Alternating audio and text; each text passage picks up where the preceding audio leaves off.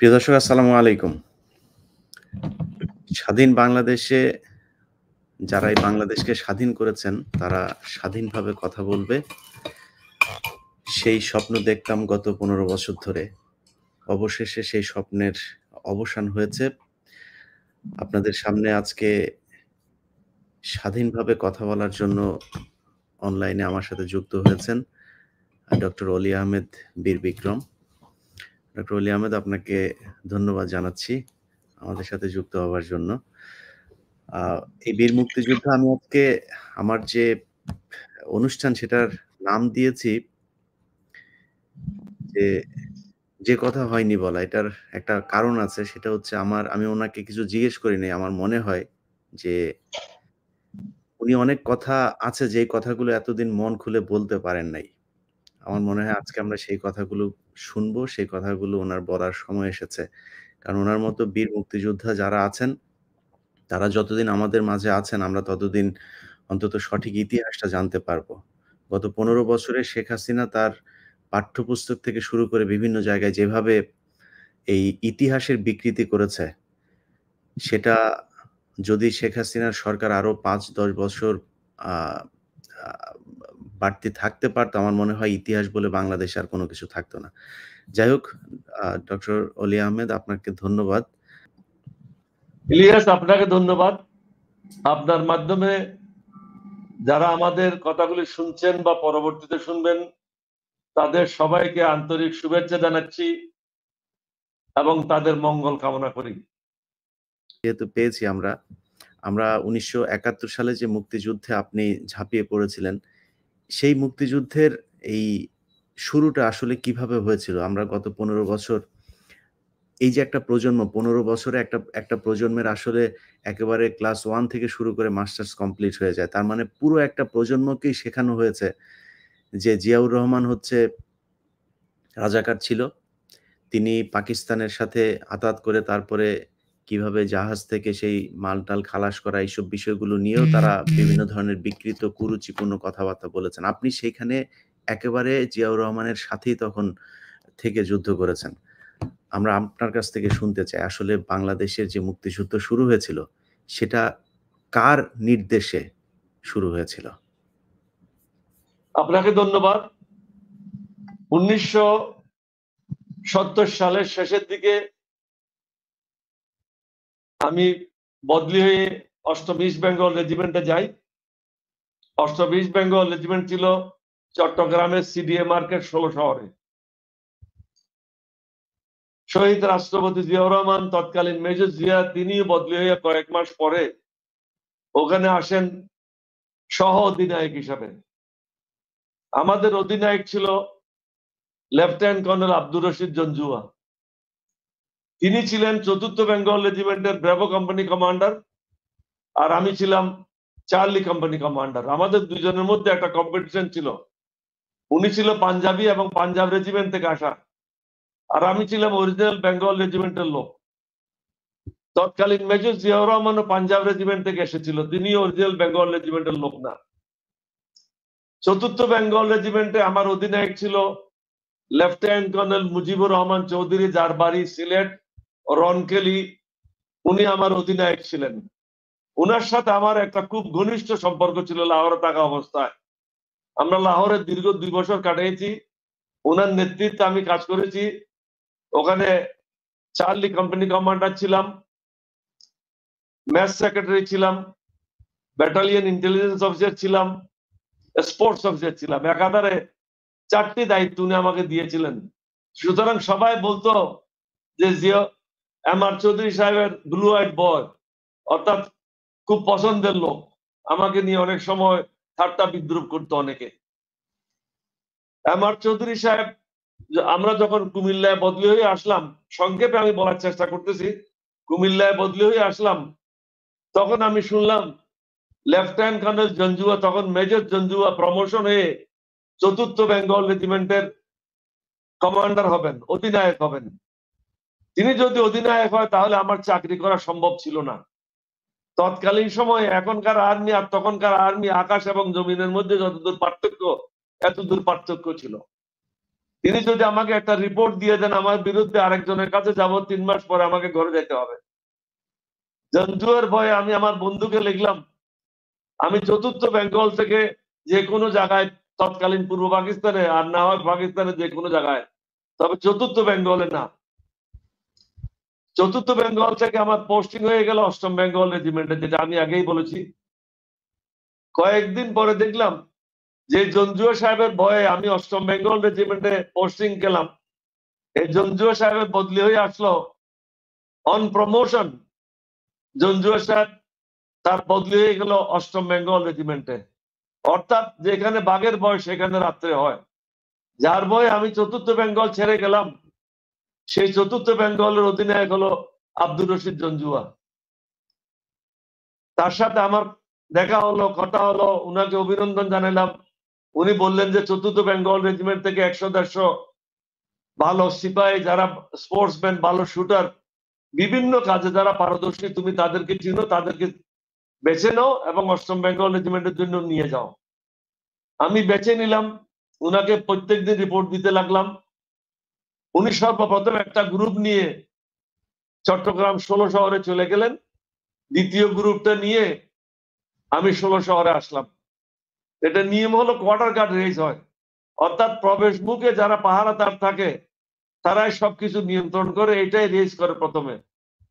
এই quarter guard race হওয়ার সময় তিনি আমাকে সন্ধ্যার সময় বললেন, তুমি কি আমার বন্ধু নাকি তুমি আমার শত্রু? এরকম একটা প্রশ্ন তার কাছ থেকে আমি আশা করিনি। তখন আমি বললাম, আপনি যেই পদে যেভাবে চান আমি সেই কাজ করতে রাজি আছি। আপনি যদি বলেন বন্ধুত্ব, সেটাতেও রাজি আছি। আপনি যদি শত্রুতা আমি চান, সেটাও করতে রাজি আছি। কারণ আমার পিছনে যাবার আর কোনো পথ ছিল না। তখন তিনি আমাকে বললেন, আমরা দুজন এক জায়গা থেকে এসেছি, 4th বেঙ্গল রেজিমেন্টের থেকে। তুমি যদি আমার বন্ধু হয়ে যাও তাহলে ভালো হয়, না হলে তোমরা সব বাঙালিরা মিলে আমার বিরুদ্ধে ষড়যন্ত্র করবে। আমার পক্ষে 8ম বেঙ্গল রেজিমেন্ট কমান্ড করা কষ্টকর হবে। তা আমি রাজি হলাম। তিনি আমার হাত ধরে রাখলেন এবং বললেন, তাহলে আমার কোয়ার্টার মাস্টারের দায়িত্ব নাও। নতুন ব্যাটালিয়নের কোয়ার্টার মাস্টারকে 18 ঘন্টা থেকে 20 ঘন্টা কাজ করতে হয়। সুই সুতা থেকে নিয়ে বন্দুক পর্যন্ত, রেশন, সবকিছু তাকেই জোগাড় করতে হয়। অন্যরা শুধু ট্রেনিং করবে, 6 ঘন্টা, 7 ঘন্টা, 8 ঘন্টা কাজ করে ঘুমিয়ে যাবে, কিন্তু কোয়ার্টার মাস্টার 24 ঘন্টা তাকে দৌড়তে হবে প্রত্যেকটা জিনিসের জন্য। আমি কোয়ার্টার মাস্টার দায়িত্ব নিলাম। 2 মাস পরে বোধহয়, আমার ঠিক স্মরণ নেই এরকম, ইলেকশন হলো। ইলেকশনে আওয়ামী লীগ 169টি আসনের মধ্যে 167টি আসন তারা পেল। বস্তুত এই নির্বাচন ছিল বাঙালি এবং অবাঙালিদের মধ্যে। এটা পাকিস্তানি এবং পূর্ব পাকিস্তানের মধ্যেই। এটা শেখ মুজিবের ইলেকশনও ছিল না, আওয়ামী লীগের ইলেকশনও ছিল না। বাঙালি এবং অবাঙালিদের মধ্যে ইলেকশন ছিল। লোকজন বাঙালিদেরকে ভোট দিয়েছে, যার জন্য তারা 167টি আসনে জয়লাভ করেছে। ইতিমধ্যেই যে কর্নেল এম আর চৌধুরী কুমিল্লাতে ছিলেন, তিনিও বদলি হয়ে চট্টগ্রামে ক্যান্টনমেন্টে আসলেন এবং তিনি ক্যান্টনমেন্টের চিফ ইন্সট্রাক্টর হিসেবে দায়িত্ব গ্রহণ করলেন। এটা ছিল ইবিআরসি, ইস্ট বেঙ্গল রেজিমেন্টাল সেন্টার। অর্থাৎ ইস্ট বেঙ্গল রেজিমেন্টের সৈন্যদের যেখানে ট্রেনিং দেওয়া হয়, সেই ট্রেনিং এ তিনি প্রধান প্রশিক্ষক হিসাবে আসলেন। নির্বাচনের কিছুদিন পরে তিনি আমাকে চট্টগ্রাম ক্যান্টনমেন্টে ডেকে পাঠালেন। উনি তখনও বাসা পান নাই। অফিসার্স মেসের 2টা রুম নিয়ে ওনার ফ্যামিলি নিয়ে থাকতেন। বড় ছেলে ক্যাডেট কলেজের ছাত্র, আর এক ছেলে সাথে ছিল। আমি সন্ধ্যার পরে গেলাম, তার সাথে কোনো ভূমিকা হলো না। তিনি সরাসরি আমাকে জিজ্ঞাসা করলেন যে, বলি, তুমি কি মনে করো পাকিস্তানি জেনারেলরা বঙ্গবন্ধু শেখ মুজিবুর রহমানকে ক্ষমতা হস্তান্তর করবে? আমি বললাম যে না, পাকিস্তানের জেনারেলরা কখনো শেখ মুজিবুর রহমানকে ক্ষমতা হস্তান্তর করবে না, কারণ তারা মনে করে না শেখ মুজিব তাদের কাছে গ্রহণযোগ্য। উনি আমাকে বললেন, তাহলে কি করণীয়? আমি বললাম, দেখেন, আপনিও দীর্ঘদিন পাকিস্তানের সময় কাটিয়ে আসছেন, আমি আমার জীবনের 12টা বৎসর পাকিস্তানের সময় কাটিয়েছি। আমি করাচি বিশ্ববিদ্যালয়ের ছাত্র, ওখানেই লেখাপড়া করেছি। আমাদের প্রতি যে বিভিন্ন ক্ষেত্রে বৈষম্য করা হয়েছিল, চাকরি ক্ষেত্রে বলেন, অর্থনৈতিক ক্ষেত্রে বলেন, সামাজিক ক্ষেত্রে বলেন, সকল ক্ষেত্রে আমাদের সাথে একটা বৈষম্য ছিল। মনে হয়েছিল আমরা যেন পাকিস্তানের দ্বিতীয় শ্রেণীর নাগরিক। আমাদের যে প্রাপ্য ছিল সে প্রাপ্যের 5% আমরা পাই নাই। কোন কোন বিষয়ে আমরা 3% থেকে 2% আমরা পেয়েছিলাম। তখন আমি বললাম যে এটাই উপযুক্ত সময় একটা বিদ্রোহ করা। তিনি আমার মুখ থেকে এই কথাটাই শুনতে চেয়েছিলেন। তিনি তখন খুব সন্তুষ্ট হলেন এবং বললেন, তুমি 8ম বেঙ্গল রেজিমেন্টকে নিয়ে প্রস্তুতি গ্রহণ করো, আর আমি ইস্ট বেঙ্গল রেজিমেন্টাল সেন্টারে যে সমস্ত পুরানো সৈনিক আছে, ট্রেনিং এর জন্য ইনস্ট্রাক্টর আছে, তাদেরকে নিয়ে আমি আস্তে আস্তে প্রস্তুত হচ্ছি। তবে এই মুহূর্তে কোনো অফিসারদেরকে বলা যাবে না, কোনো বাঙালি অফিসারদেরকে বলা যাবে না। এর কিছুদিন পর তৎকালীন মেজর জিয়া এবং আমার অফিসের মধ্যে গ্যাপ ছিল 3 ইঞ্চির একটা দেওয়াল। বিভিন্ন সময় রেশনের জন্য আমার অফিসে ঢুকতেন, চিনির জন্য ঢুকতেন, তেলের জন্য ঢুকতেন, বিভিন্ন সময় কথা হতো, কিন্তু তার সাথে আমার কোনো ঘনিষ্ঠতা ছিল না। একদিন উনি আমাকে বললেন, তুমি একটু সন্ধ্যায় আমার বাসায় আসো। আমাদের অফিসার মেস থেকে উনার বাসা ছিল মাত্র 200-300 গজ দূরে। আমি সন্ধ্যায় গেলাম। উনি আইএসআই তে চাকরি করেছেন, আমি ইন্টেলিজেন্সে চাকরি করেছি। উনি আমাকে আমার কাছ থেকে অনেকগুলি কথা জানতে চাইলেন, জিজ্ঞাসা করলেন। আমার চৌধুরী সাহেব যেরকম কথা বলছেন অনুরূপ ভাবে তিনিও বললেন, বাংলাদেশের অবস্থা কি, ক্ষমতা হস্তান্তর হবে কিনা, ক্ষমতা হস্তান্তর না হলে আমাদের কি করণীয়। তা বললেন যে আপনি সিনিয়র, আপনি সিদ্ধান্ত নেবেন, আমি শুনবো শুধু। আমি এই কথাগুলি আপনার সাথে আলোচনা করার জন্য, অংশগ্রহণের জন্য প্রস্তুত না। আমি উনাকে অ্যাভয়েড করলাম। আমি জানতে চাইলাম উনি কত দূর এই ব্যাপারে আন্তরিক নাকি গোয়েন্দাগিরি করছেন। কয়েকদিন পরে উনি আবার আমাকে বাসায় ডেকে পাঠালেন। আমি বাসায় গেলাম। উনি আমাকে জিজ্ঞাসা করলেন। আমি তখন উনাকে বললাম, এতগুলি ভূমিকা না করে আপনি সরাসরি বলেন আমাকে আপনি কি চান, কি করলে ভালো হয়। উনি বললেন যে আমাদের বিদ্রোহ করা উচিত, তবে এই বিদ্রোহ করতে হলে তোমার প্রয়োজন। কারণ এখানে তোমার সাথে যে ট্রুপসের, বেঙ্গল রেজিমেন্টের ট্রুপসের সাথে তুমি ছিলে ফুটবল টিমের ক্যাপ্টেন, এবং 4 বেঙ্গল থেকে তুমি 130 জন না 35 জন নিয়ে আসছো, যার কারণে, এবং কোয়ার্টার মাস্টার হিসাবে তোমার গ্রহণযোগ্যতা অনেক বেশি, এবং ট্রুপসদের সাথে তোমার সরাসরি একটা যোগাযোগ রয়েছে। সুতরাং তোমাকে ছাড়া বিদ্রোহ করাটা সম্ভব না। উনার সাথে দীর্ঘ সময় আলোচনা হলো এবং আমরা একমত হলাম যে আমরা পাকিস্তানের বিরুদ্ধে যথাসময়ে বিদ্রোহ করব। তখনও পর্যন্ত উনাকে কর্নেল আমার চৌধুরী সম্বন্ধে বলা হয় নাই, কারণ এটার উদ্দেশ্য ছিল অসময়ে 3 জনের কথা যদি বলি তাহলে আগরতলা ষড়যন্ত্রের মতো আমরা 3 জনেই ধরা পড়ব এবং 3 জনে জেলে আবদ্ধ হব। আমরা যে বিদ্রোহ করতে চেয়েছি এই বিদ্রোহটা আর হবে না। কিছুদিন উনার সাথে প্রতিদিন প্রায় আলোচনা হতো। 3 তলায় আমরা উভয়ে একজন আরেকজনকে ইশারা করে বাথরুমে যেতাম। আসলে বাথরুমের কোনো প্রয়োজন ছিল না, তিনি বাথরুমে দাঁড়ায় থাকতেন, আমার সাথে কথা বলতেন। আমি মনে হয় বাইরে অপেক্ষা করতেছি এরকম ভান করতাম, আর উনি বাইরে এসে আমি ভিতরে ঢুকতাম, উনি বাইরে দাঁড়ায় থাকতেন। কেউ আসলে দেখলে মনে হবে যেন উনি বাথরুমে ঢুকার অপেক্ষায় আছেন। এইভাবে আমরা প্রতিদিন কোথায় কি হচ্ছে না হচ্ছে এই কথাগুলি আদান প্রদান করতাম। আমি ইত্যবসরে ওখানে 20 বেলুচ রেজিমেন্ট ছিল ক্যান্টনমেন্টের ভিতরে। 20 বেলুচ রেজিমেন্টের কোয়ার্টার মাস্টার এবং অ্যাডজুটেন্ট ছিল আমার কোর্সমেট। তাদের সাথে কথা বলে ট্রেনিং এর অজুহাত দেখে ওখান থেকে রিকয়েললেস রাইফেল নিয়ে আসলাম, লাইট মেশিন গান নিয়ে আসলাম, মোটর নিয়ে আসলাম। অবশ্য পরবর্তীতে সেগুলি তারা আমাদের কাছ থেকে ফিরিয়ে নিয়ে যায়। প্রতিদিন সন্ধ্যায় বেলুচ রেজিমেন্ট থেকে 1 জন বা 2 জন অফিসার আমাদের অফিসার মেসে আসা শুরু করলো, অর্থাৎ আমাদের উপর নজরদারি শুরু করলো, আমরা কি করছি না করছি এগুলি দেখা শুরু করলো। আমরা কিন্তু আমাদের সুবিধা মতো সময়ে আমি আমার চৌধুরীর সাথে পৃথকভাবে কথা বলছি, জিয়াউর রহমান সাহেবের সাথে পৃথকভাবে কথা বলছি। সর্বপ্রথম 8ই মার্চ শেখ মুজিবুর রহমান যখন ভাষণ দিলেন 7ই মার্চ, আমরা আশা করেছিলাম তিনি স্বাধীনতা ঘোষণা করবেন এবং আমরা বেঙ্গল রেজিমেন্টে যারা আছি আমরা যুদ্ধে অবতীর্ণ হয়ে বাংলাদেশকে স্বাধীন করে দেব। তিনি সবকিছু বললেন, কিন্তু বাংলাদেশের স্বাধীনতা ঘোষণা করলেন না। আমরা খুব মর্মাহত হলাম। তারপরেও মনে করলাম যাই হোক, অন্তত তিনি সমগ্র জাতিকে ঐক্যবদ্ধ করেছেন, এটা একটা বিরাট কাজ। সুতরাং এখন আমরা যদি বিদ্রোহ করি তাহলে কোনো অসুবিধা হবে না।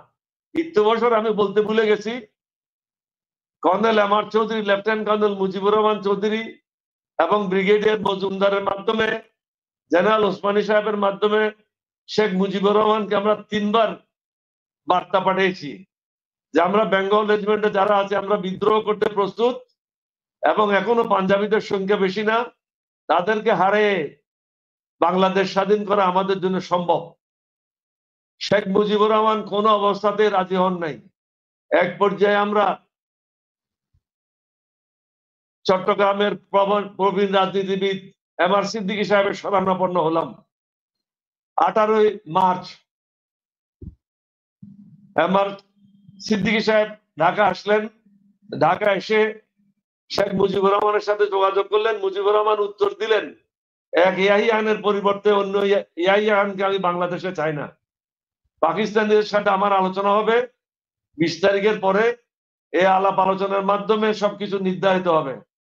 আমরা স্পষ্টভাবে বলেছিলাম যে জাতীয় সংসদ ডেকে এটা বন্ধ করে দেওয়া হয়েছে এবং নতুন নতুন সেনা দল পাকিস্তান থেকে তৎকালীন পূর্ব পাকিস্তানে আসছে। সুতরাং তারা যদি ক্ষমতা হস্তান্তর করার ইচ্ছা ছিল তাহলে তারা নতুনভাবে সেনাদল পূর্ব পাকিস্তানে কেন আনছে এবং জাতীয় সংসদ ডেকে এটা কেন বাতিল করা হলো? এটার অর্থ হচ্ছে তারা শেখ মুজিবুর রহমানকে পাকিস্তানের প্রধানমন্ত্রী হতে দেবে না। আমরা আমাদের প্রস্তুতি গ্রহণ করতে লাগলাম। শেখ মুজিব যদিও আমাদেরকে মানা করেছে, তার কথা আমরা বিশ্বাস করিনি।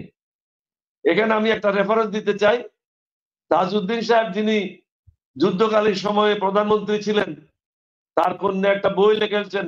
ওই বইতো তিনি লিখেছেন তার পিতা একটা টেপ রেকর্ডার নিয়ে 25 তারিখ সন্ধ্যায় শেখ মুজিবুর রহমানের বাসায় গিয়েছিল এবং শেখ মুজিবুর রহমান সাহেবকে বলেছিল, আপনি স্বাধীনতার ঘোষণাটা দিয়ে এটা আমি রেকর্ড করে রাখি, যথাসময়ে এটা আউট করে দেওয়া হবে। শেখ মুজিবুর রহমান কিন্তু রাজি হয় নাই।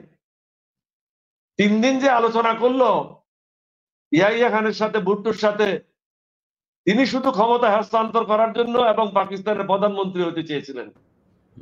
এখানে আমি শর্টকাট করতে চাই। 27 তারিখে হরতাল ডেকেছিলেন তিনি, জি, এবং তিনি হরতাল ডেকেছিলেন আলোচনার পরে। অর্থাৎ তিনি কোন অবস্থাতেই বাংলাদেশ স্বাধীন করার জন্য বা বাংলাদেশকে স্বাধীন রাষ্ট্র হিসেবে চায় নাই। তিনি হইতে চেয়েছিলেন পাকিস্তানের প্রধানমন্ত্রী। 25 তারিখ সারাদিন ছিল আমাদের জন্য খুব কঠিন সময়। তখন চট্টগ্রামের বিভিন্ন জায়গায় পতাকা উত্তোলিত হচ্ছে, বিভিন্ন জায়গায়, এবং রাজনৈতিক কর্মীরা, শ্রমিকেরা, রিক্সাওয়ালারা, ছাত্ররা, শিক্ষকেরা সবাই মিলে রাস্তায় রাস্তায় ব্যারিকেড দিতে শুরু করলো। তখন আমি মনে করলাম আর দেরি না করে প্রেসিডেন্ট জিয়া, এমআর চৌধুরী সাহেব এবং আমরা 3 জনের মধ্যে প্রথম বৈঠক, আমি এটা বলতে ভুলে গেছি, প্রথম বৈঠক আমাদের হয় চট্টগ্রামের স্টেডিয়ামের পশ্চিম দিকের গেটে ঢুকলেই বাম দিকের রুমটাতে। কর্নেল এমআর চৌধুরী, আমি এবং তৎকালীন মেজর জিয়া সাহেব আমার ভেসপা স্কুটারে বসে জিয়াউর রহমান সাহেবকে আমি নিয়েছিলাম অত্যন্ত গোপনে। এই প্রথম আমাদের 3 জনের মধ্যে কথা হলো। শেখ মুজিবের 7ই মার্চের ভাষণ বাংলাদেশের কোথাও উচ্চারিত হয় নাই। আমরা কিন্তু চট্টগ্রাম রেডিও স্টেশন থেকে শেখ মুজিবের ভাষণ পুনঃপ্রচার করি। আমরা সর্বতভাবে পাকিস্তানিদের বিরুদ্ধে যুদ্ধের জন্য প্রস্তুতি গ্রহণ করি। ইপিআর এর সদস্যদেরকেও মেজর রফিকের মাধ্যমে, তৎকালীন ক্যাপ্টেন রফিক, তার মাধ্যমে আমরা অবহিত করি। তিনি এক সময় আমাদের সাথে মিলে যান।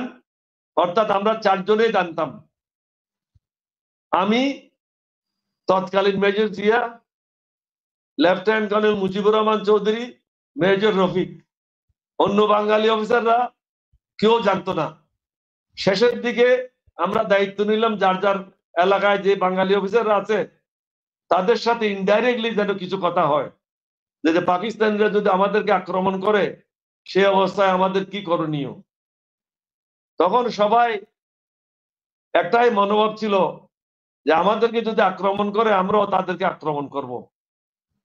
25 তারিখ মার্চ সকালে আমি সকালে উঠে প্যারেড গ্রাউন্ডে গেলাম।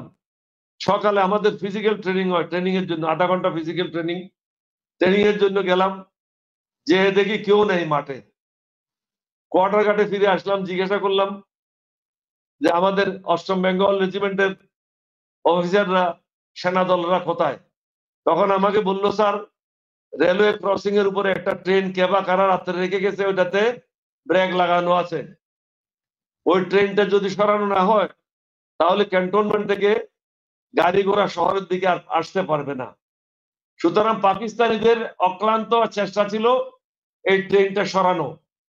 আমি তখন আস্তে আস্তে হেঁটে ট্রেনের কাছে গেলাম, দেখলাম যে সব অফিসাররা চেষ্টা করতেছে, ট্রুপসেরা ধাক্কাচ্ছে। তখন একটা ট্রুপসের মধ্যে একজনে, যারা আমার বিশ্বস্ত লোক ছিল তাদের মধ্যে একজনেই বলল যে স্যার ট্রেনটা সরানো সম্ভব, আমরা কিন্তু এটা সরানোর চেষ্টা করতেছি না, শুধু দেখানোর জন্য ধাক্কা লাগাচ্ছি, এই ট্রেনটা আমরা এখানে রেখে দেব। দুপুর পর্যন্ত এই ট্রেন আর সরানো হলো না। তখন লেফটেন্যান্ট কর্নেল জঞ্জুয়া, যিনি কমান্ডিং অফিসার ছিলেন, তিনি বেলুচ রেজিমেন্ট থেকে, ওখানে ট্যাঙ্কের তিনটা ট্যাঙ্ক ছিল, ট্যাঙ্কের একটা প্লাটুন একটা ছিল গ্রুপ, ওদের থেকে ফিটারদেরকে নিয়ে আসলো, মেকানিক নিয়ে আসলো, মেকানিক নিয়ে এসে ট্রেনটা সরানো হলো। ট্রেনটা সরে রাস্তা পরিষ্কার করা হলো। তখন জঞ্জুয়া সাহেব সবাইকে নিয়ে ব্যাটালিয়ন হেডকোয়ার্টারে ফিরে আসলেন। তখন তিনি দায়িত্ব বন্টন করতে লাগলেন। বললেন, মেজর জিয়া, তোমাকে দায়িত্ব দেওয়া হলো লেফটেন্যান্ট শমশের মুবিন এবং লেফটেন্যান্ট হুমায়ুনকে নিয়ে 16 শহর থেকে নিয়ে চট্টগ্রাম ক্যান্টনমেন্ট পর্যন্ত যত ব্যারিকেড আছে এই ব্যারিকেড গুলি পরিষ্কার করে সড়ক যেন গাড়ি চলাচলের উপযুক্ত করা হয়। জঞ্জুয়া সাহেব স্বয়ং তৎকালীন মেজর মীর শওকত আলীকে নিয়ে সওয়াত জাহাজ থেকে অস্ত্র খালাস করার জন্য চট্টগ্রাম বন্দরে যান। অন্যান্য অফিসারদেরকে অনুরূপ ভাবে বিভিন্ন জায়গায় ডিউটি ছোট ছোট গ্রুপ করে পাঠানো হচ্ছে।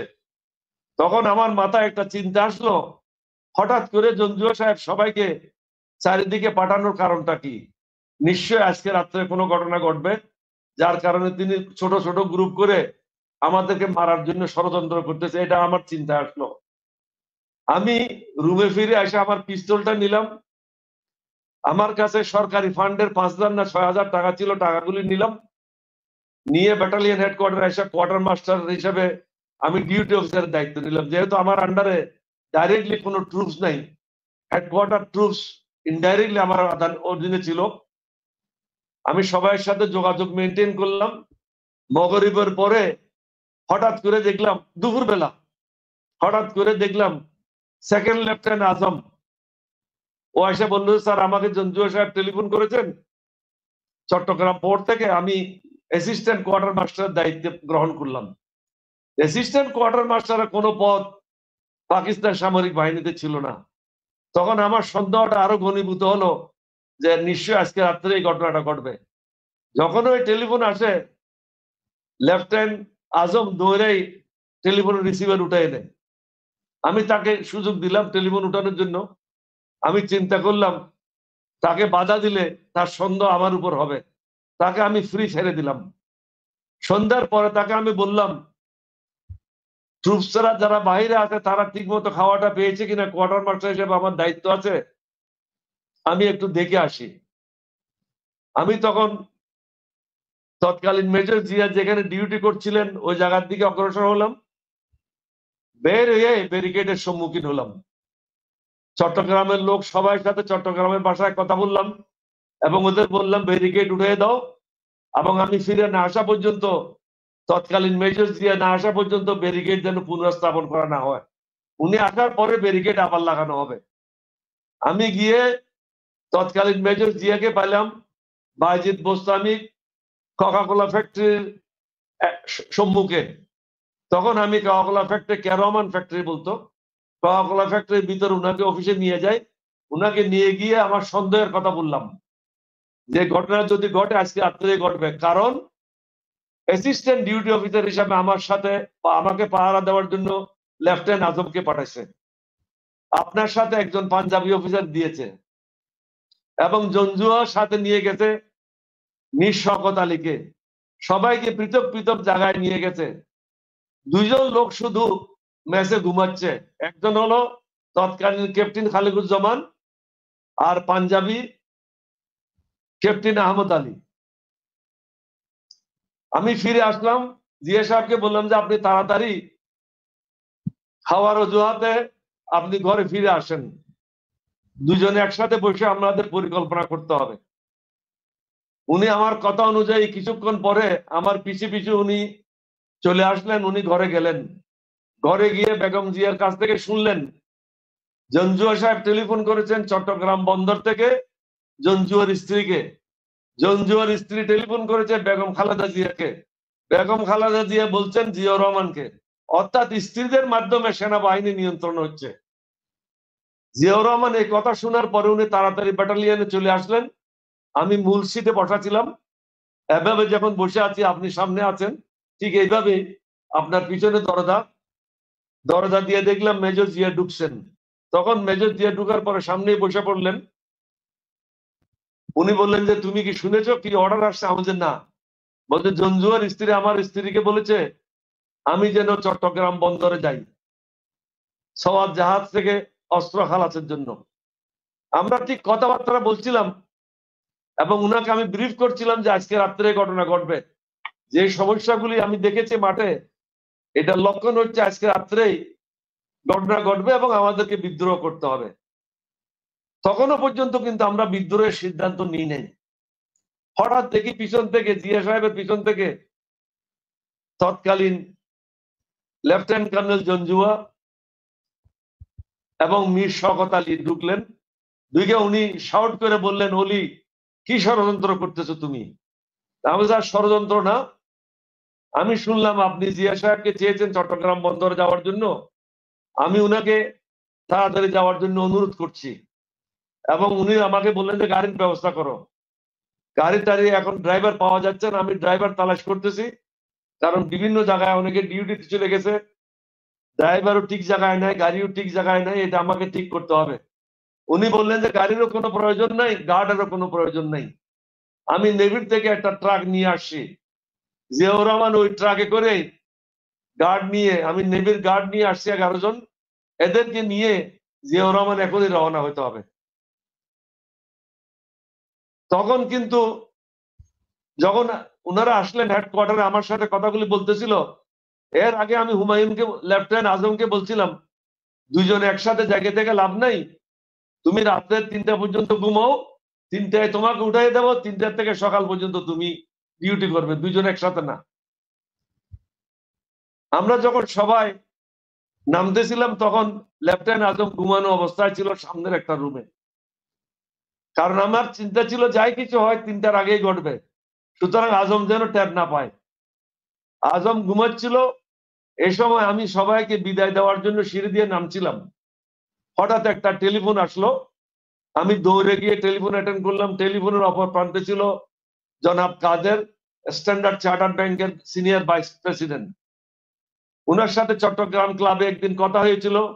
উনি আমাকে জিজ্ঞাসা করছিলেন একদিন যে মামা, বাংলাদেশে যদি কোনো সময় সমস্যা হয় পাকিস্তানের সাথে তাহলে তোমরা কি করবে? আমরা বললাম যে আমরা বাঙালিদের সাথে কোনোদিন বেইমানি করব না, আপনাদের সাথে কাঁধে কাঁধ মিলিয়ে যা কিছু করার তাই করব। ওই কাদেরে টেলিফোন করলেন, মামা ঢাকায় বিদ্রোহ শুরু হয়ে গেছে, পাকিস্তানের রাস্তায় নেমে আসছে এবং ইতিমধ্যে অনেক বাঙালিকে হতাহত করেছে, ট্যাঙ্ক নেমে আসছে, আর্টিলারি ফায়ার হচ্ছে, ঢাকার অবস্থা খুবই খারাপ, একজন লোক এখন আসছে গাড়িতে করে, উনার কাছ থেকে সংবাদটা পেলাম। তখন আমি উনাকে বললাম, আপনি আওয়ামী লীগের সব নেতাদের ঘরে ঘরে যান, সবাইকে বলেন আমরা বিদ্রোহ করতে প্রস্তুত আছি, জিয়াউর রহমান শুধু রাজি হলেই আমরা অফিসিয়ালি বিদ্রোহটা করব। আমি এই কথাগুলি শেষ করতে পারি নাই ততক্ষণে তৎকালীন মেজর জিয়া, আমাদের অধিনায়ক লেফটেন্যান্ট কর্নেল জঞ্জুয়া, মীর শওকত আলী তিনজনে গিয়ে ট্রাকের সামনে দাঁড়িয়ে রইলেন। জিয়াউর রহমানকে উঠিয়ে দেওয়ার জন্য ওনারা দাঁড়ালেন। আমি হাতে ইশারা করে জিয়াউর রহমানকে দেখালাম যে আপনি গেলে আপনাকে বন্দি করা হবে। উনি আমাকে ইশারা করে বললেন কিছু লিখে দাও। আমি উনাকে ইশারা করে বললাম লিখে দেওয়ার সময় নাই, আপনি আস্তে আস্তে যান, সংবাদ পেয়ে যাবেন। জঞ্জুয়া সাহেব জিয়াউর রহমানকে বসে রওনা করে দিলেন, আর জঞ্জুয়া মেজর শওকতকে নিয়ে তার বাসার উদ্দেশ্যে রওনা হলেন। দুটোটা একই রাস্তায়, প্রথমে অফিসার্স মেস, তারপরে জঞ্জুয়ার বাসা। আমি করলাম কি, আর সময় দেরি না করে একটা গ্রুপকে ক্যাপ্টেন খালিকুজ্জামানের নেতৃত্বে বললাম আপনাদের যাওয়ার কথা এম্বার্কেশন হেডকোয়ার্টার, একই রাস্তা, সুতরাং কোনো রিস্ক নাই। আপনি তাড়াতাড়ি গিয়ে জিয়াউর রহমানকে বলেন ঢাকায় বিদ্রোহ শুরু হয়ে গেছে, পাকিস্তানরা বাঙালিদের উপর হত্যাযজ্ঞ চালাচ্ছে, ট্যাঙ্ক রাস্তায় নেমেছে, আর্টিলারি রাস্তায় নেমেছে, এবং আওয়ামী লীগের কোন নেতার কোনো খোঁজ খবর নাই। জিয়াউর রহমানকে গিয়ে দেওয়ানহাট ওভার ব্রিজের কাছে পেলেন, ওখানে একটা বড় ব্যারিকেড ছিল। ওই ব্যারিকেড ক্রস করা জিয়াউর রহমানের জন্য সম্ভব ছিল না। ওখানে গিয়ে পাইলেন, এখন জিয়াউর রহমান সিদ্ধান্ত নিলেন ফিরে আসবেন। তখন তিনি তার সাথে যে ট্রুপস গুলি ছিল নেভি, তাদেরকে বলল যে আমার জন্য সংবাদ এসছে ব্যাটালিয়ন হেডকোয়ার্টার থেকে, অধিনায়ক সাহেব বলছেন ফিরে যাওয়ার জন্য, সুতরাং আমাদেরকে ফিরে যেতে হবে। কারণ ওখানে নেভির যারা ছিল তারা সবাই পাঞ্জাবি, একজন বাঙালি ছিল, ওটা পরে আমি বলছি। জিয়াউর রহমান তখন এম্বারকে দেওয়ানহাট ওভার ব্রিজের এলাকা থেকে ফিরে আসলেন। আমি উনাকে সামনে রিসিভ করলাম। উনি আসার আগেই লেফটেন্যান্ট আজমকে আমি অ্যারেস্ট করলাম। লেফটেন্যান্ট হুমায়ুন রেলওয়ে ক্রসিং এর কাছে ছিল 16 শহরে, তাকে অ্যারেস্ট করলাম। ক্যাপ্টেন আজম অফিসার মেজর ছিল, তাকে অ্যারেস্ট করলাম। অর্থাৎ 3 জন পাঞ্জাবি অফিসারকে আমি তখন অ্যারেস্ট করলাম। কিছুক্ষণ পরে আমাদের মেস হাবিলদার ছিল আব্দুল আজিজ। আব্দুল আজিজ এসে বলল, স্যার 2 জন পাঞ্জাবি অফিসার এখন ইপিআর মেসে ঢুকেছে। তখন ইপিআর ছিল, ইপিআর মেসটা ছিল আমাদের অফিসার মেসের ঠিক সম্মুখে, মধ্যখানে শুধু 15 ফিটের একটা রাস্তা, মাটি সহ হয়তো 20 ফিট হবে, 25 ফিট হবে। অপর দিকে ছিল তৎকালীন ইপিআর এর অফিসার্স মেস। ওখানে এসে ঢুকলো মেজর হামিদ, উনি ছিলেন জিয়াউর রহমানের কোর্সমেট, আর ক্যাপ্টেন নজর। আমি তখন 12 জন সেনাবাহিনীর সদস্য দিয়ে 8ম বেঙ্গল রেজিমেন্টের ওরা 2 জনকেও অ্যারেস্ট করলাম। অর্থাৎ তখন পর্যন্ত 5 জন অ্যারেস্ট হয়ে গেল। জিয়াউর রহমান সাহেব যখন আসলেন, উনি আমাকে জিজ্ঞাসা করলেন এখন কি করতে হবে। আমি বললাম যে আমি 5 জনকে অ্যারেস্ট করে রেখেছি, এখন আপনাকে সিদ্ধান্ত নিতে হবে, আমরা বিদ্রোহ করতে হবে।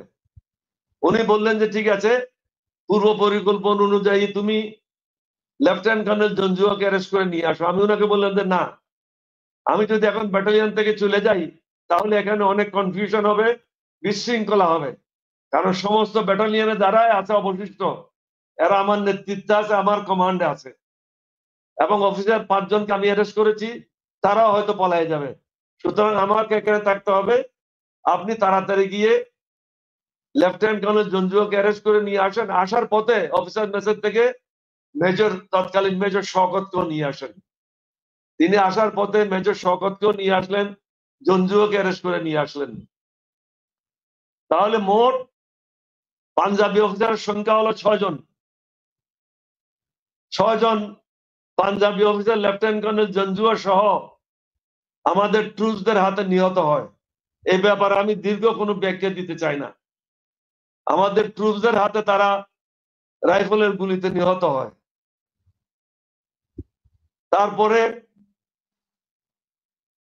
আমি পুরো ব্যাটালিয়নে যারা অবশিষ্ট ছিল তাদেরকে মধ্যখানে একত্রিত হওয়ার জন্য বলি,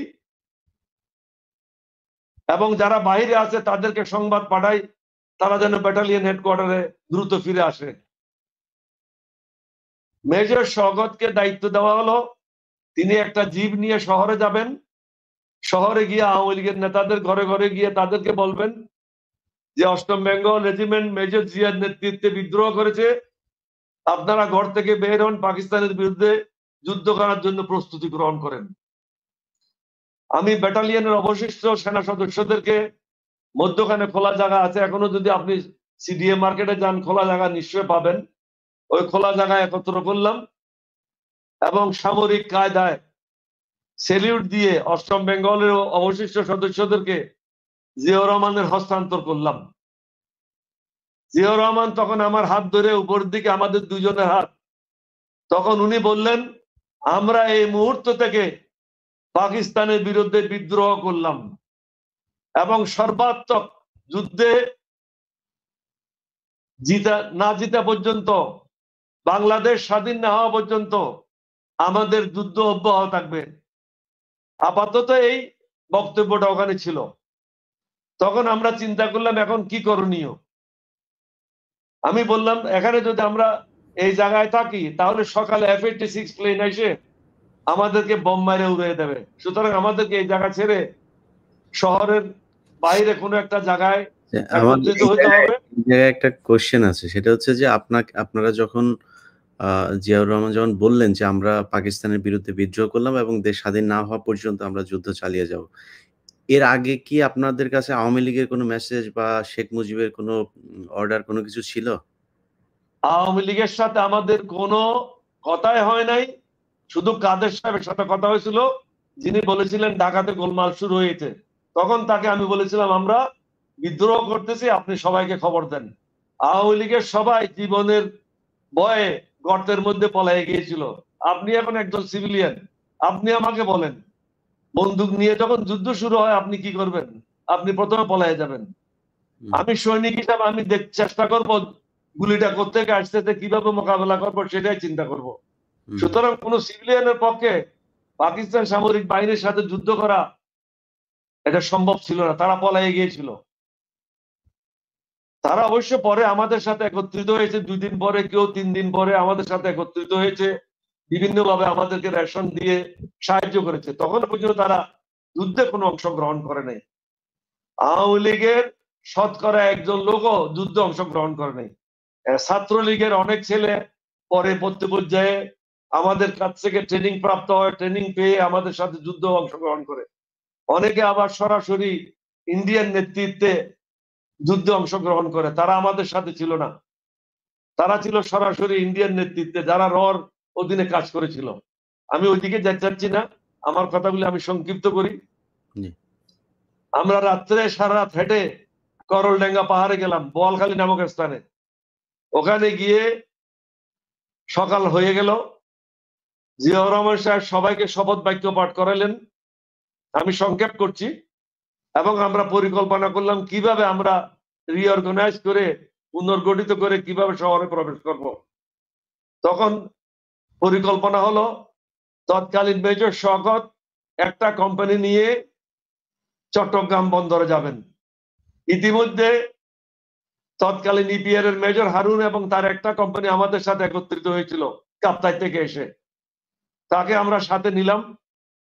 তাকে দায়িত্ব দেওয়া হলো চট্টগ্রাম কোর্ট বিল্ডিং এলাকায়, এটা হলো সবচেয়ে উঁচু পাহাড়, ওখানে তিনি অবস্থান গ্রহণ করবেন এবং পাকিস্তানিদের সাথে যুদ্ধ অংশগ্রহণ করবেন। লেফটেন্যান্ট শমশের মুবিনকে দায়িত্ব দেওয়া হলো চট্টগ্রাম মেডিকেল কলেজ এলাকাতে একটা গ্রুপ নিয়ে তিনি, যারা চট্টগ্রাম ক্যান্টনমেন্ট থেকে বেরিয়ে আসবেন 16 শহর রাস্তা দিয়ে, তাদের সাথে যুদ্ধ লিপ্ত হবেন। ক্যাপ্টেন সাদেক, তাকে দায়িত্ব দেওয়া হলো একটা গ্রুপ নিয়ে সীতাকুণ্ডে তিনি যাবেন এবং সীতাকুণ্ডে থেকে তিনি 2 দিকে দেখবেন, চট্টগ্রাম শহর থেকে যারা বাইরে যেতে চায় তাদের সাথে যুদ্ধ লিপ্ত হবেন, কুমিল্লা থেকে যদি কেউ আসতে চায় তাদের সাথে যুদ্ধ লিপ্ত হলেন। দুঃখের বিষয় হলো 2 দিন বা 3 দিন পরে সাদেকুর রহমান অ্যাক্সিডেন্ট করে তিনি আগরতলা চলে যান এবং ওই ট্রুপসটা একজন নায়েব সুবেদারের নেতৃত্বে থাকে। পরবর্তী পর্যায়ে ক্যাপ্টেন মতিন 4 বেঙ্গল থেকে আসে জিয়াউর রহমানের অনুরোধে, এটা আমি পরে বলা উচিত ছিল, আগেই বলে রাখছি। ক্যাপ্টেন খালিকুজ্জামানকে দায়িত্ব দেওয়া হলো চকবাজার এলাকাতে, চট্টগ্রাম চকবাজার এলাকাতে। তাদেরকে আমরা সন্ধ্যার সময়, অর্থাৎ পরের দিন সন্ধ্যার সময় 26 তারিখ দিবাগত রাত্রে তাদেরকে হুকুম দেওয়া হলো যার যার জায়গায় তারা যেন চলে যায়। আমি আর জিয়াউর রহমান সাহেব ওখানে থেকে গেলাম, আমাদের সাথে দুজন বডিগার্ড থাকলো। রাত্রেবেলা আমরা একটা প্রাইমারি স্কুলে বেঞ্চের উপর শুলাম, কারণ আমি যদি আমার বাড়ি ওখানে, রাস্তাঘাট কিন্তু আমার পরিচিত ছিল না, কারণ মেট্রিকের পরে আমি করাচি চলে গেছিলাম, ওখানে লেখাপড়া করেছি।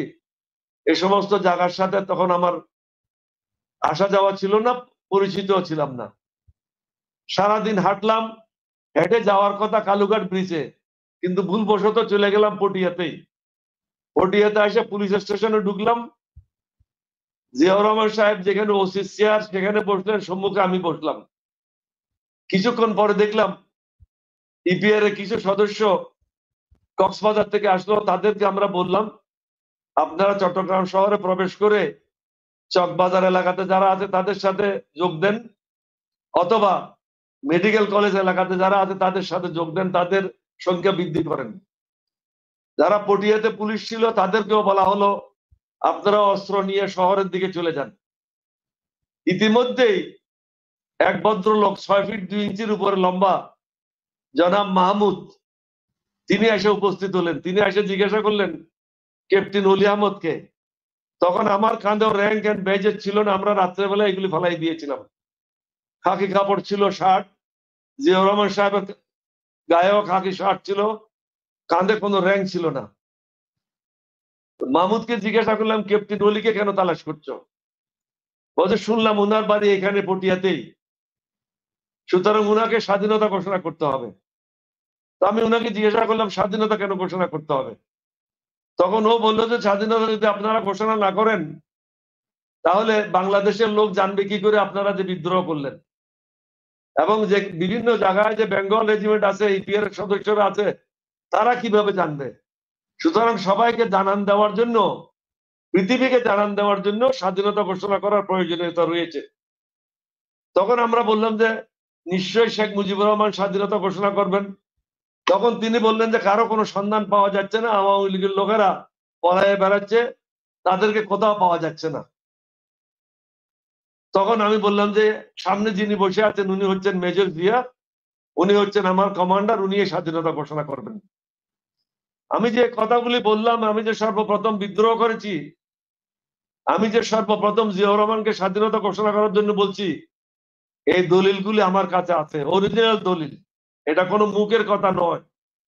যে দলিলগুলি নিয়ে আমি অক্সফোর্ড, ব্রুকস, লন্ডন থেকে পিএইচডি করেছি, শুধু স্বাধীনতা যুদ্ধের উপর নয়, স্বাধীনতা যুদ্ধের প্রাককালে কি কি ঘটনা ঘটেছিল 1947 সাল থেকে সবকিছু বর্ণনা করতে হয়েছে। মুক্তিযুদ্ধে শুধু একটা চ্যাপ্টার ছিল, সেটার জন্য আমার প্রয়োজন ছিল জিয়াউর রহমান কি করেছে, মেজর শওকত কি করেছে। সুতরাং ওই ডকুমেন্ট গুলি এখন আমার হাতে আছে, অরিজিনাল ডকুমেন্ট। ওখানে লেখা আছে, মেজর শওকতে লিখেছে, he informed, in fact he was the first officer to inform Ziaur Rahman to declare independence of Bangladesh.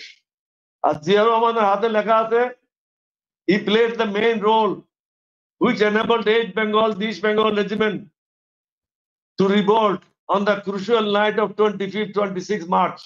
এটা অরিজিনাল অ্যানুয়াল কনফিডেন্সিয়াল রিপোর্ট গুলি আমার কাছে আছে, দুটাই আছে, যেটা আমার পিএইচডি থিসিসের একটা অংশে এটা লিপিবদ্ধ করা আছে। সুতরাং কোন অবস্থাতেই শেখ মুজিবুর রহমান বা আওয়ামী লীগের কেউ স্বাধীনতা ঘোষণা করে নাই, এবং করা সম্ভবও ছিল না। কারণ পাকিস্তান সামরিক বাহিনী তারা অত্যন্ত একটা দক্ষ বাহিনী ছিল। তারা দুপুরে 1টার মধ্যেই ঢাকাতে যে সমস্ত বাঙালি অফিসাররা ছিল তাদেরকে গৃহবন্দী করে রেখেছিল। ইপিআর হেডকোয়ার্টার তারা দখলে নিয়েছিল, রাজারবাগ তারা দখলে নিয়েছিল, রেডিও স্টেশন তারা দখলে নিয়েছিল, টেলিফোন স্টেশন তারা দখলে নিয়েছিল, সমগ্র গুরুত্বপূর্ণ স্থাপনাগুলি তারা নিয়ন্ত্রণে নিয়েছিল। সুতরাং তখন কারো পক্ষে কোনো কিছু করা সম্ভব ছিল না। অনেকে গল্প গুজব করে বলে যে ইপিআর এর মাধ্যমে, ওয়েলনেস এর মাধ্যমে এটা বলা হয়েছিল, এটা হলো মিথ্যাবাদী, বেঈমান, মুনাফিক, এটা কখনো সম্ভব ছিল না। কারণ পাকিস্তানিরা টোটাল নিয়ন্ত্রণ নিয়েছিল ইপিআর হেডকোয়ার্টারের। এখানে কারো পক্ষে সম্ভব ছিল না। সমগ্র ক্যান্টনমেন্টে যে সমস্ত বাঙালি অফিসাররা ছিল তারাও পাকিস্তানিদের নিয়ন্ত্রণে ছিল। সর্বপ্রথম শহীদ রাষ্ট্রপতি জিয়াউর রহমানের নেতৃত্বে আমি ক্যাপ্টেন ওলিয়া হিসাবে বিদ্রোহ করেছি, এটা ডকুমেন্ট আমার কাছে আছে। এবং জিয়াউর রহমান সাহেবকে স্বাধীনতা ঘোষণার জন্য আমি পরামর্শ দিয়েছিলাম, এটাও ডকুমেন্ট আমার কাছে আছে। যদি কেউ দেখতে চায় আমার কাছে পাঠাবেন, আমি অরিজিনাল ডকুমেন্ট গুলি দেখাবো। আওয়ামী লীগের কেউ স্বাধীনতা ঘোষণা করে নাই। আমি যখন ইন্টারভিউ নিচ্ছিলাম পিএইচডি তে, তখন মেজর শফাত জমিল বলছিল শেখ মুজিবুর রহমান কোর্ট এট অ্যারেস্ট, অর্থাৎ তিনি নিজেই পাকিস্তানিদের হাতে স্বপ্রণোদিত হয়ে বন্দী হয়েছিলেন। অর্থাৎ তিনি ক্যান্টনমেন্টে টেলিফোন করেছিলেন যে আমাকে ধরে নিয়ে যাও।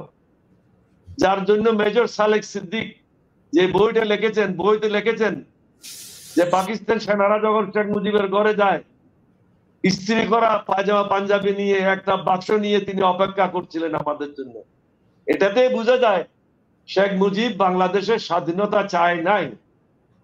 তিনি যদি স্বাধীনতা চাইতো, তিনিও তাজউদ্দিনের মতো, আওয়ামী লীগের অন্যান্য নেতাদের মতো ভাষা ত্যাগ করে মুক্তিযুদ্ধের জন্য প্রস্তুত হতো। তিনি সবাইকে বলছেন আপনারা নিজ নিজ ঘর থেকে পলায়ে যান, নিরাপদ স্থানে চলে যান, সবাইকে এই কথা বলছেন। তিনি বাসায় থেকে গেলেন। সুতরাং এই সমস্ত মিথ্যা কথা বলে কোনো লাভ নেই। এতদিন পর্যন্ত এই কথাগুলি ওপেনলি বলতে পারি নাই, কিন্তু আকার ইঙ্গিতে আমার থিসিসে এই বই এগুলি সব লেখা আছে। আমার কাছে অরিজিনাল ডকুমেন্ট গুলি আছে। আওয়ামী লীগের যদি কারো সন্দেহ হয় আমার সাথে দেখা করতে পারে, তাদেরকে আমি দেখাবো। বেঈমানির জন্য, মুনাফিকির জন্য অনেক কিছু বলতে পারে। তারা আজকে বাংলাদেশটাকে ধ্বংস করেছে। বাংলাদেশকে যদি তারা ভালোবাসতো, বাংলাদেশের আজকে অবস্থা হতো না। ইলিয়াস হোসেনকে আমেরিকায় চলে যেতে হতো না, অনেকে বিদেশে চলে গেছে। জনাব বীর বিক্রম, জি জনাব বীর বিক্রম, আপনারা এই মেহেরবানি বলছেন, ছাত্র জনতার বিপ্লবের মাধ্যমেই বাংলাদেশ এখন বসবাসের উপযুক্ত হচ্ছে। এখনো হয়েছে বলে আমি বলছি না, এখনো আমরা বিপদের থেকে মুক্ত হই নাই। জি জি জনাব বীর বিক্রম, আমার কোশ্চেন হচ্ছে যে ধরেন আপনি এতক্ষণ যা বললেন, আপনার নিজের চোখে দেখা, আপনার নিজের অভিজ্ঞতা, আপনার এই সাহসিকতার কারণেই তো আপনাকে বীর বিক্রম উপাধি দেওয়া হয়েছে। এটা তো আপনাকে বিএনপিও দেয় নাই, জামায়াতও দেয় নাই, বা বাংলাদেশের অন্য কেউ পরে এসে দেয় নাই। এগুলো সব আপনাদের যুদ্ধের সময় পরপরই পাওয়া এই খেতাব। কিন্তু আপনাকে এখানে একটু কারেকশন করি। আমি প্রথম অফিসার যে যুদ্ধের সময় পেয়েছি, জুলাই মাসে আমি বীর বিক্রম পেয়েছি। যুদ্ধের সময় আমরা দুজন অফিসারের খেতাব পেয়েছিলাম, আমি এবং লেফটেন্যান্ট হালদার ও আব্দুল গফুর হালদার, সে আমার ব্যাটালিয়নের 4 বেঙ্গলের।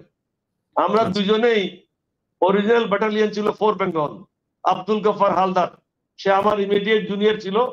আমরা দুজন মাত্র অফিসার যারা যুদ্ধকালীন সময়ে খেতাব পেয়েছিলাম, বাকিরা খেতাব পেয়েছে 1972 সালের মার্চ মাসে। জি দুঃখিত, আমি এই কথাটা আপনি এর আগেও আমাকে একবার বলেছিলেন, আমি ভুলে গিয়েছি। যাই হোক, তো এখন এই যে খেতাবগুলো আপনারা পেলেন এবং যুদ্ধের সময়ের আপনাদের যে অবদান, যে কথাগুলো আপনারা বলছেন, কিন্তু তার পুরো উল্টো আপনি যদি এই বর্তমান এখনো যে পাঠ্যপুস্তকটা এই বছর এই শিক্ষা বর্ষ যেটা পড়ানো হচ্ছে, এটা যদি আপনি পড়েন তাদের বিভিন্ন জায়গায়, আর শেখ মুজিব নাই এমন কোনো জায়গা তো নাই। বুয়েটের শিক্ষার্থীদেরকেও এখন শেখ মুজিবের ৬ দফা টয় দফা এগুলো নিয়ে নানান ধরনের গল্প-টল্প শেখানো হয়। এখন এই যে একটা প্রজন্ম যে মিথ্যা ইতিহাস, ভুল ইতিহাস শিখলো, এদের জন্য আপনারা যারা বাংলাদেশ স্বাধীন করেছেন, আপনাদের চোখের সামনে যে বাংলাদেশের ইতিহাস রচিত হয়েছে, আপনারা মানে কি পরিকল্পনাটা কি? এই জাতিকে জানাবেন কিভাবে এসব কথা? আপনি এখানে দেখছেন হয়তো ৫ লাখ, ১ মিলিয়ন, ২ মিলিয়ন মানুষ দেখবে। কিন্তু বাংলাদেশ তো ১৮ কোটি মানুষের দেশ। সবাইকে জানাবেন কিভাবে?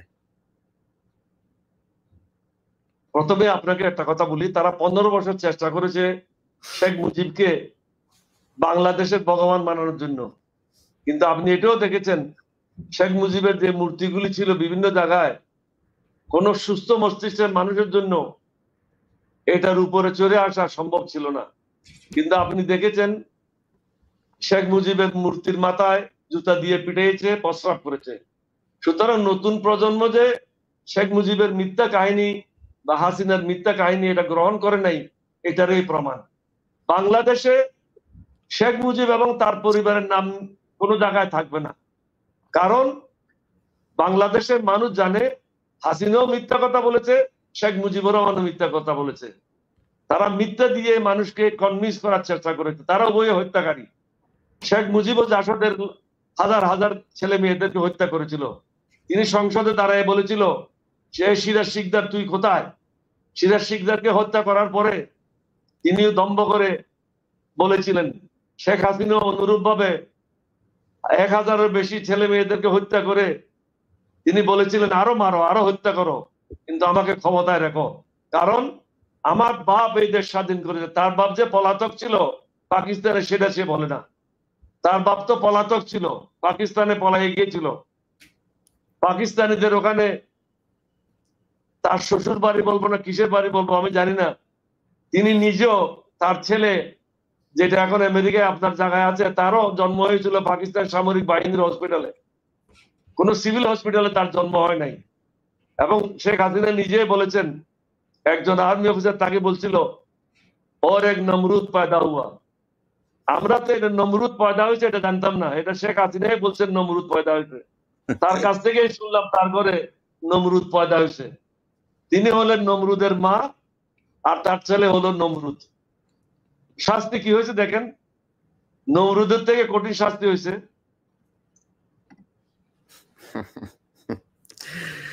না কিন্তু ধরেন এই কথাগুলো তারা বলে কিন্তু একেবারে যে শেখ মুজিবকে বিক্রি করতে পারে নাই তা না। আপনি যদি দেখেন আপনার সাবেক যে দল বিএনপির মহাসচিব বলছে যে তার নাকি হৃদয় ভেঙে যাচ্ছে শেখ মুজিবের এই মূর্তিগুলো যখন ভাঙা হচ্ছে তখন। এখনো পর্যন্ত আমি জানি না সেই উপদেষ্টার ঘরে শেখ মুজিবের ছবিটা আছে কিনা। তারা ক্ষমতায় নেওয়ার পরে যখন সবাই সবার ঘর থেকে শেখ মুজিবের ছবি সরিয়ে ফেলেছে, তখন পর্যন্ত শেখ হাসিনার ছবিটা সরিয়েছে, কিন্তু তিনি তার শেখ মুজিবের ছবিটা তিনি ঠিকই রেখে দিয়েছেন। মানে এগুলো তো একেবারেই যে হয় নাই তা না। সেটার জন্য আমার দাবি যে আপনারা যারা জীবিত কিংবদন্তি এখন পর্যন্ত বেঁচে আছেন, আপনাদের জীবন দশায় এই ইতিহাস আপনাদেরকে ঠিক করে দিয়ে যেতে হবে। আমি আমার জায়গা থেকে ধরেন আমার এই চ্যানেলে আমি অনেকগুলো ইতিহাসের বই তাদের রেফারেন্স দিয়ে তারপরে আমি এগুলো করেছি। তারপরেও সেটা নিয়ে তাদের ভেতরে নানান ব্যাখ্যা বিশ্লেষণ, আমি কোত্থেকে জানলাম এগুলো মিথ্যা কথা এই সেই। সো আপনারা যারা জীবিত আছেন আমি মনে করি যে আপনাদের এই জিনিসগুলো নিয়ে কাজ করার সময় এসেছে। খুব দ্রুত এই জিনিসগুলো নিয়ে কাজ করতে হবে। আমি আরো কয়েকটা কোয়েশ্চেন যেগুলো নিয়ে খুব বিতর্ক হয় এবং আমার কাছে অস্বাভাবিক লাগে, আমি আপনার কাছ থেকেই জানতে চাই বিষয়টা। সেটা হচ্ছে যে বলা হয় বাংলাদেশের পাকিস্তানি মিলিটারিরা নাকি 2 লক্ষ নারীকে ধর্ষণ করেছে। এটার একটু বলবেন যে কি অবস্থা? আপনি বিবিসির অত্যন্ত নামকরা সাংবাদিক সিরাজুল ইসলামের বক্তব্য নিশ্চয়ই আপনি শুনেছেন, এটা রেকর্ডেড বক্তব্য, আমার কাছেও আছে, আমার টেলিফোনের মধ্যে রেকর্ড করা আছে। সিরাজুল ইসলামকে শেখ মুজিবুর রহমান যখন পাকিস্তান থেকে ছাড়া পেয়ে লন্ডনে গেলেন, তিনি জিজ্ঞাসা করেছিলেন সিরাজ দেশের অবস্থা কি? তখন সিরাজুল ইসলাম বলেছিল বাংলাদেশ বঙ্গবন্ধু স্বাধীন হয়ে গেছে। বল তাই নাকি? কখন হলো স্বাধীন? এখন জিজ্ঞাসা করলেন কি অবস্থা, বলে যে এক্সাক্ট নাম্বার তো বলতে পারবো না, সঠিক সংখ্যা বলা কঠিন, তবে শুনেছি 3 লক্ষ লোক মারা গেছে। তিনি তখন বিবিসি ইন্টারভিউ দেওয়ার সময় 3 লক্ষকে 3 মিলিয়ন বলেছিল। যে লোক 3 লক্ষ এবং 3 মিলিয়নের মধ্যে পার্থক্য জানে না, আপনি মনে করেন ওই ধরনের লোক যদি রাষ্ট্রপ্রধান হয় আমাদের দেশের উপর কি গজব হয়? তাই হয়েছে, তারও করুণ দশা হয়েছে, আমরাও বিপদে পড়েছিলাম। তারও তো স্বাভাবিক গতিতে তিনি বাংলাদেশ থেকে যেতে পারে নাই। শেখ হাসিনাও মিথ্যার আশ্রয় নিয়েছিল, বাপকে এখানে ভগবান বানাতে চেয়েছিল, অনেক জায়গায় অন্যান্য ধর্মের লোকদেরকে হয়তো আকৃষ্ট করেছিল, কিন্তু আমরা যারা ইসলাম ধর্মের লোক আমাদের কাছে তিনি ভগবান না, তিনি হলেন একজন পাকিস্তানের দালাল। তিনি পাকিস্তানের হয়ে পাকিস্তানের প্রধানমন্ত্রী হতে চেয়েছিলেন, তিনি বাংলাদেশের প্রধানমন্ত্রী হতে চান নাই। আমরা চেষ্টা করব আমাদের এই প্রজন্মকে সঠিক ইতিহাসগুলি জানাতে, এবং আমার যে থিসিসের কপিটা আছে এটা তো আমার কোনো ব্যক্তিগত সম্পত্তি না। আপনি থিসিস তো নিশ্চয়ই জানেন, এখানে কোনো মিথ্যা কথা লেখার বা গল্প লেখার ইতিহাস লেখার এখানে অনেক মুক্তিযুদ্ধ আছে, একটা যুদ্ধ করে নাই, এক রাউন্ড গুলিও ফায়ার করে নাই, তারাও কিন্তু মুক্তিযুদ্ধের উপরে বই লিখেছে। সর্বাগ্রে যে বই লিখেছে সেও কোনো মুক্তিযুদ্ধ অংশগ্রহণ করেছে, কিন্তু একটা যুদ্ধ করে নাই। আরো একজন লোক আছে, নাম আমি বলবো না, তারা কিন্তু কোনো খেতাব পায় নাই।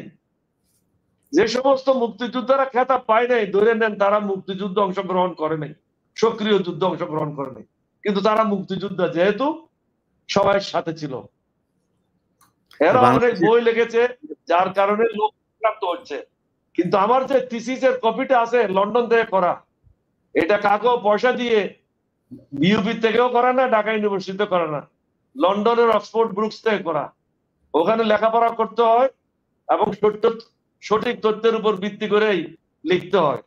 এটা একটা ডকুমেন্ট। আমি মনে করি সমগ্র বাংলাদেশের জনগণের জন্য এটা একটা দিক নির্দেশনামূলক থিসিস বই, যেভাবে নেন এটাতে পড়লেই 100% আমি বলবো না, অন্তত 99.99 এটা সঠিক ইতিহাসটা জানতে পারবে। আচ্ছা, কিন্তু ধরেন বাংলাদেশ স্বাধীন হয়েছে 50 বছরের বেশি। মানে এখন পর্যন্ত ধরেন এই দেশে এই যে মুক্তিযুদ্ধের সরকার গেল 15 বছর টানা তারা ক্ষমতায় ছিল। মানে আমার আমার মনে হয় সাধারণ অনেক মানুষের এই কোয়েশ্চেনটা যে কতজন মারা গিয়েছে? এটা কি বের করা অসম্ভব? মানে এটা বের করা হচ্ছে না কেন? কখন মারা গিয়েছে? কখনকার কথা বলছেন? মুক্তিযুদ্ধে যে যুদ্ধের সময়? 30 লাখ মানুষ যে মারা গিয়েছে বলা হচ্ছে। আমি আপনার কাছে না না, কোয়েশ্চেন 30 লাখ তো সৈন্যই ছিল না। আপনি 11টা সেক্টর, 11টা সেক্টরে ম্যাক্সিমাম যদি আপনি ধরে নেন 6 থেকে 7,000 সৈন্য ছিল, মুক্তিবাহিনী সহ। আপনি 10,000 ধরে নেন, 10,000 যদি ধরে নেন 11টা সেক্টরে 1,10,000 লোক ছিল, তাহলে 3 লক্ষ লোক মারা যাবে কি করে?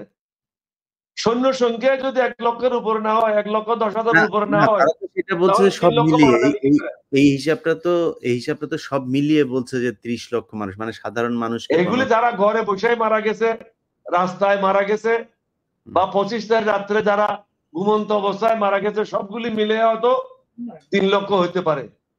কিন্তু মুক্তিযোদ্ধার সংখ্যা আপনি যদি আমাকে জিজ্ঞাসা করেন, আমি বলবো কোনো অবস্থাতে 40-50 হাজারের উপরে না। কিন্তু এখন তো মুক্তিযোদ্ধার সংখ্যা হয়ে গেছে 6-7 লক্ষ। এই কোটা সমস্যাটা হয়েছে কোথায় আপনাকে বুঝতে হবে। মুক্তিযোদ্ধাদের নামে যে কোটা নিয়েছিল, এই কোটার অধীনে ছাত্রলীগের ছেলেদেরকে চাকরিতে ঢুকানো হয়েছে, পুলিশে ঢুকানো হয়েছে, আর্মিতে ঢুকানো হয়েছে, সিভিল সার্ভিসে ঢুকানো হয়েছে। এই কোটাটা ব্যবহার করেছে ছাত্রলীগের জন্য। মুক্তিযোদ্ধার সন্তানরা দেখো সবাই 50 বছরের ঊর্ধ্বে, সবাই 45 বছরের ঊর্ধ্বে, এখন তাদের চাকরির বয়স নাই। সুতরাং এর তারপরে করেছে কি নাতিদের জন্য করেছে, নাতিদেরকেও কোনো চাকরি দেয় নাই, এগুলি ছাত্রলীগের লোকদের ছেলেদেরকে চাকরি দিয়েছে। যার কারণে আজকে যে প্রশাসন, এটা 90% লোক ছাত্রলীগের নেতৃত্বে আছে। আমাদের প্রধান উপদেষ্টার সাথে যারা আছে, বিভিন্ন সচিব বা বিভিন্ন পদে যারা অধিষ্ঠ আছে, তাদের মধ্যে এখনো 80% লোক শেখ মুজিবের ভক্ত, শেখ হাসিনার ভক্ত। তিনিও নিরাপদ নয়। উনাকে আমি অনুরোধ করে আসছিলাম, আপনাকে সতর্ক থাকতে হবে, কারণ আপনার আশেপাশে যারা আছে সবগুলি হাসিনার লোক, শেখ মুজিবের লোক, তাদের হাতে আপনি নিরাপদ নয়। আমি উনাকে বলে আসছিলাম। না, সেটা না শোনার কারণেই তো আজকে এই 15 বছরের দুর্বিষহ একটা সময় আমরা পার করলাম। যাই হোক, কর্ণলী, আপনাকে আমি আরেকটা শেষ কোশ্চেন করে অনুষ্ঠানটা শেষ করব। সেটা হচ্ছে, বাংলাদেশ স্বাধীন হলো, আপনি নিশ্চয়ই রাজনীতি করবেন। কেমন বাংলাদেশ চান এবং একজন কর্নেল অলি এবং তার দল, আপনাদের কি ভূমিকা থাকবে সামনে? আপনাকে ধন্যবাদ। আমি আমার পক্ষ থেকে যথাসাধ্য চেষ্টা করছি আমার অভিজ্ঞতার আলোকে, কারণ আমি শহীদ রাষ্ট্রপতি জিয়াউর রহমানের সাথে পুরাটা সময়, প্রায় শেষের 6 মাস ছাড়া ওনার জীবনের পুরাটা সময় একসাথে কাজ করেছি। যুদ্ধের সময় কাজ করেছি, বঙ্গভবনে ছিলাম, দেশ কিভাবে পরিচালনা করতে হয় সেটার অভিজ্ঞতা আছে। 3 বার মন্ত্রী ছিলাম, মন্ত্রণালয় কিভাবে চালাতে হয় সেটারও অভিজ্ঞতা আছে। 1952 সালের পর থেকে নিয়ে না বুঝে রাজনীতি করেছি, পরবর্তী পর্যায়ে বুঝে রাজনীতি করেছি। আমাদের দেশের লোকেরা দুর্ভাগ্যবশত নিজের ঘরের খবর রাখে না, কিন্তু আপনাকে ঠিকই গালাগালি করবে, আমাকে ঠিকই গালাগালি করবে, এবং দেশ কিভাবে চালাতে হবে সেটা পরামর্শ দেবে। আমরা যদি প্রত্যেকে নিজের নিজের কাজটা করি, দায়িত্বটা সঠিকভাবে ইমানদারির সাথে পালন করি, তাহলে বাংলাদেশে কোনো সমস্যা হওয়ার কথা না। বাংলাদেশ 18 কোটি মানুষের লোক, কাকেও ভয় করে চলার এখানে কোনো কারণ নেই। আপনি গতকাল দেখেছেন ইন্ডিয়ার থেকে ইন্ডিয়ান ডিফেন্স মিনিস্টার ইন্ডিয়ান আর্মিকে বলছে তোমরা যুদ্ধের জন্য প্রস্তুত হও। আমাদের পক্ষ থেকেও বলা উচিত ছিল আমাদের সশস্ত্র বাহিনীকে তোমরাও অ্যালার্ট থাকো, আমরাও বসে থাকবো না, আমরাও অ্যালার্ট থাকবো। প্রয়োজন হলে আমরা আমাদের দেশকে কিভাবে রক্ষা করতে হয় সেটার প্রস্তুতি গ্রহণ করে সেটার জন্য প্রস্তুত থাকবো। এখানে ভয়ের কোনো কারণ নাই। ঈমান শক্ত করতে হবে, বুকে সাহস থাকতে হবে, আল্লাহর নাম নিয়ে এগিয়ে যেতে হবে। আমি আশা করি যারা এখন সরকারে আছে আমরা পুরো সাহায্য সহযোগিতা করছি। আমি আমার পক্ষ থেকে অভিজ্ঞতার আলোকে 83টা সাজেশন দিয়েছি। এটা যে সবকিছু করতে হবে, সবটা যে ভালো আমি এটা বলবো না। যেটা যেটা ভালো আমি প্রধান উপদেষ্টাকে বলেছি এটা গ্রহণ করেন, এবং এটাও বলেছি যে আপনার পররাষ্ট্র মন্ত্রণালয় কাজ করতেছে না, পররাষ্ট্র মন্ত্রণালয়ের উচিত ছিল শপথ গ্রহণ করার পরেই মন্ত্রণালয়ে গিয়ে সর্বপ্রথম রেড পাসপোর্ট গুলি বাতিল করা, এবং মন্ত্রী এমপিদের হাতে যদি কোনো গ্রিন পাসপোর্ট থাকে সেটা বাতিল করা। তাহলে রেড পাসপোর্ট ব্যবহার করে, গ্রিন পাসপোর্ট ব্যবহার করে 15 দিন সময় পেয়ে অনেকে দেশ থেকে পলায় গিয়ে ইন্ডিয়াতে গেছে, ইন্ডিয়ার থেকে বিভিন্ন দেশে গেছে। এই সুযোগটা পেত না। অনেক উপদেষ্টা যে দ্রুত পদক্ষেপে কাজ করার কথা ছিল সেটা তারা করে নাই, যার জন্য অনেক দুর্নীতিবাজ, অনেক অস্ত্রধারী বাংলাদেশ থেকে পলায়ে যেতে সুযোগ পেয়েছে। এটার জন্য আমরাই দায়ী। জি, আপনাকে ধন্যবাদ। এবং আপনি শেষ যে কথাটা বলেছেন যে সেনাবাহিনীকে প্রস্তুত থাকতে হবে, আপনি দেখেছেন গত 17 বছর আমাদের উপরে ভারতীয় যে জুলুম নির্যাতন চলেছে, তারপরেও বাংলাদেশের মানুষ কিভাবে বন্দুকের সামনে খালি হাতে দাঁড়িয়ে শরীরে একটা গুলি লাগার পরেও আরো একটা গুলি নেয়ার জন্য দাঁড়িয়ে থাকে। এই বাঙালি জাতির যে চরিত্র, আমার মনে হয় বাংলাদেশের ভারতের যেই বক্তব্যটার কথা বললেন আপনি, সেই বক্তব্যটা আমিও শুনেছি। অতএব তাদের এই ধরনের বক্তব্য দেওয়ার আগে 19শে অগাস্ট থেকে 19শে সেপ্টেম্বর, জুলাই থেকে 5ই অগাস্ট পর্যন্ত বাংলাদেশের মানুষ রাস্তায় যা দেখিয়েছে সেটা দেখে একটু চিন্তা করে কথাবার্তা বলা উচিত ভারতের। হ্যাঁ, এবং বাংলাদেশের মানুষ যেকোনো মুহূর্তে যেকোনো পরিস্থিতিতে অস্ত্র হাতে তুলে নেওয়ার জন্য প্রস্তুত আছে। আমি কারোর কাছে কোনো পারমিশন না নিয়ে আমাদের সামরিক বাহিনীর সদস্য হচ্ছে 18 কোটি। জি, ইন্ডিয়া এটা ভুল করলে চলবে না। জি, 1971 সালে সমগ্র জাতি অস্ত্র হাতে নেয় নাই। কিছু সংখ্যক লোক মুক্তিযুদ্ধে অংশগ্রহণ করেছিল, বাকি 90% লোক সমর্থন দিয়েছে, অস্ত্র হাতে নেয় নাই। এবার কিন্তু আগস্ট মাসে, জুলাই মাসে সকলেই কিন্তু রাস্তায় নেমে আসছে। সুতরাং ইন্ডিয়াকে বুঝতে হবে 18 কোটি মানুষ যুদ্ধের জন্য প্রস্তুত। আমাদের সাথে খেলা করে লাভ নেই। ওবায়দুর রহমানের ওই খেলা তাদের বন্ধ করা উচিত। এবং নারীরাও যেটা দেখিয়েছে যে একজন মা তার সন্তান মারা গিয়েছে, সে বলছে আমার সন্তান শহীদ হয়েছে, আমি আমার সন্তানের জন্য কষ্ট পাই না, আমার সন্তান দেশের জন্য জীবন দিয়েছে। এটা তো মুক্তিযুদ্ধের সময়, আপনি মুক্তিযোদ্ধা ছিলেন, আপনি দেখেছেন যে বাংলাদেশের কতজন মানুষ মুক্তিযুদ্ধে অংশ নিয়েছে। দেশ পুরো স্বাভাবিক পরিস্থিতির মধ্যে ছিল। অতএব এখন যেই যুদ্ধে বাংলাদেশের এই যে যুদ্ধটা হয়ে গেল জুলাই থেকে অগাস্ট পর্যন্ত, এটা হচ্ছে রিয়েল যুদ্ধ। আগে সিনেমা বানিয়ে দেখানো হতো যে আওয়ামী লীগের লোকজন এই শেখ মুজিব নিয়েও যেই বায়োপিক তারা বানিয়েছে, এগুলোতে যে গাঁজাখুরি গল্প টল্প শিখিয়েছে, এটা তো গল্প, কিন্তু বাস্তবে সিনেমা কেমন হয় সেটা এইবারে বাংলাদেশের মানুষ দেখিয়ে দিয়েছে।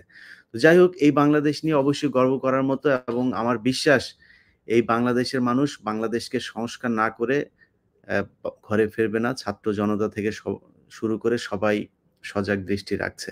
কর্নেল ওলি, আপনাকে অসংখ্য ধন্যবাদ। আপনার মাধ্যমে আমি সবাইকে এটা বলতে চাই, হতাশ হওয়ার কিছু নাই। ইনশাআল্লাহ আল্লাহকে স্মরণ করেন, সামনের দিকে অগ্রসর হন, বিজয় আমাদের সুনিশ্চিত। জি, আমরা বিশ্বাস করি আপনারা জীবন্ত কিংবদন্তি যেসব মুক্তিযোদ্ধারা আছেন, জীবন বাজি রেখে যুদ্ধ করেছিলেন, আপনারা সেই যুদ্ধে আবারও নেতৃত্ব দেবেন। সবাই ভালো থাকবেন। আল্লাহ হাফেজ। আপনার মাধ্যমে সবাইকে ধন্যবাদ।